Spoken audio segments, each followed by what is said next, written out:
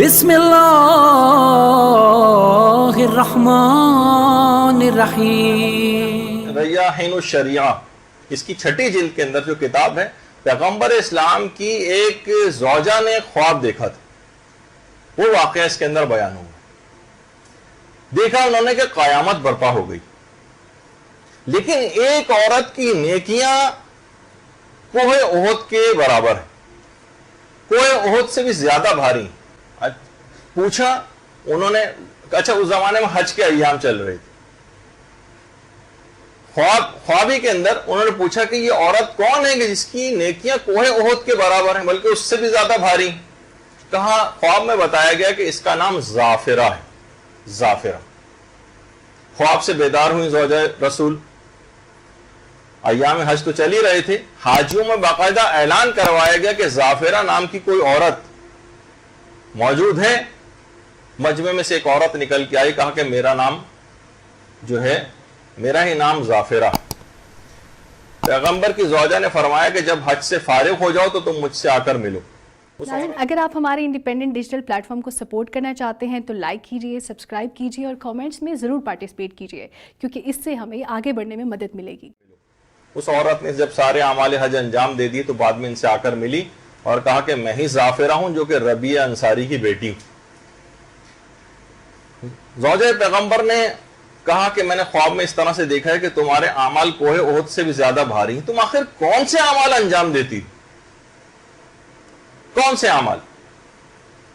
تو انہوں نے کہا کہ 3 اعمال الخصوص مجھے ایسے محسوس ہوتے ہیں کہ جن پہ میں ہمیشہ سے عمل کرتی آئی ہوں اور کبھی اس کے اندر ناغہ نہیں کیا، لگتا ہے کہ شاید اسی کی وجہ سے یہ نیکیاں مجھے حاصل ہوئی۔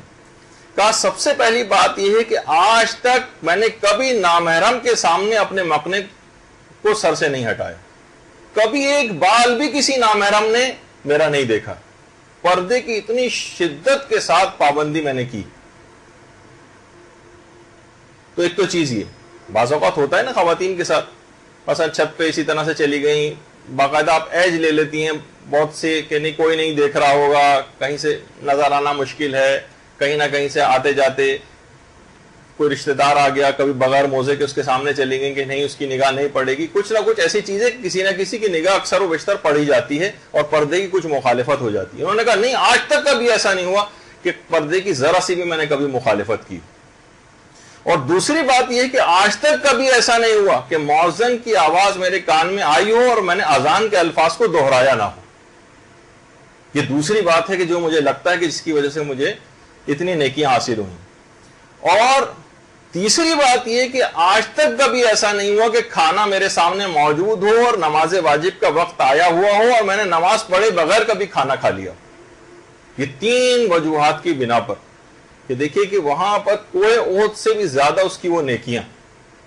اور جب انہوں نے یہ بات کہی کہ میں نے ان 3 باتوں کی وجہ سے، تو زوجہ رسول بھی قائل ہو گئی اور کہا کہ طوبی لک یا اختی، دنیا اور آخرت کی ہر بھلائی واقعی تم کو پھر ملنا ہی تھی۔ تو پہلی بات تو یہ ہے کہ ہر صورت میں اپنے پردے کی حفاظت کریں، چاہے شادی بیاہ کی کوئی تقریب آ جائے، چاہے کوئی اور تقریب آ جائے، کبھی لاپرواہی میں کبھی بھی اس بات کو، کبھی مخالفت، ایسا موقع نہ آ جائے کہ مخالفت آپ سے ہو جائے۔ تھوڑی سی زحمت بعض اوقات ہوتی ہے، بعض اوقات موزے بار بار چڑھانے پڑ رہے ہیں، کوئی نہ کوئی ایسی چیز ہو رہی ہے، لیکن بہرحال اس زحمت کو برداشت کر لیں عظیم ثواب اور فائدوں کے لیے۔